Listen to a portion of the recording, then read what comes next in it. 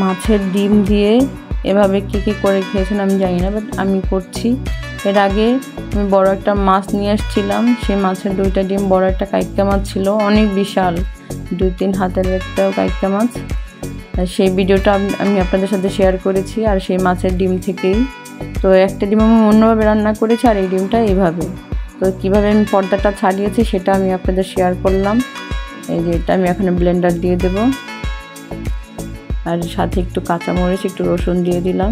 আর এই যে পর্দাটা, মানে অনেকগুলি পর্দা হয়েছে, আমি সেটা ফেলে দিয়েছি। ওটা থাকলে কেমন একটা অন্যরকম লাগে, মনে হয় রাবার এরকমের। যাই হোক, আমি ব্লেন্ডার থেকে বের করে এই যে তেলের মধ্যে ফ্রাই প্যানে দিয়ে দিলাম। তো এটা সুন্দর করে ভালো করে ভুনে একদম মনে হচ্ছে যে গরুর মজক যেভাবে ওইভাবে। আর এখন আমি এটা সবজি রান্না করব, সেজন্য সিম, আলু, টমেটো, লাউ, আর এই জিনিসটা খুবই মজার একটা তরকারি। এটা বলে আগরা বলে আমাদের দেশে।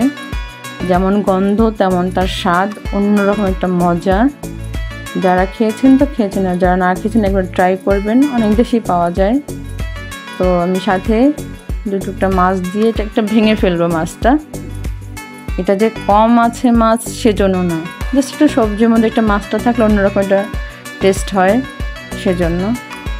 মাছটা দিয়ে একটু মশলার সাথে কষিয়ে নিচ্ছি। যেহেতু একটু সব রকমের সবজি দেব, সেই সবজির মধ্যে আর কি মাছটা দিয়ে দিলাম। মাছের টুকরা কিন্তু একটু বড়ই।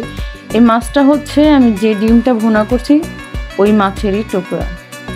দেখেন এই টুকরাগুলো একটু ছোট টাইপের, মানে চিন্তা করেন মাছটা কত বড় ছিল। আমার ছেলেদের খুব পছন্দ, বিশেষ করে আমার ছোট ছেলের খুব পছন্দ ছিল। তো আমি আস্তে আস্তে সব সবজিটা দিয়ে দিয়েছি। আর লাউটা ছিল আমার ভাইয়ের শ্বশুর বাড়ি থেকে, অনেক কচি আর স্বাদ ছাড়া তরকারি। এই সবজিটাও, এই আগরাটাও আমার ভাইয়ের বউ নিয়ে আসছিল।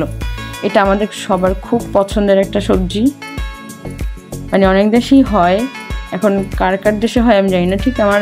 আমার ভালো লাগে এটা আর কি। তো এই যে আমার সবজিটা হয়ে গেল, দেখেন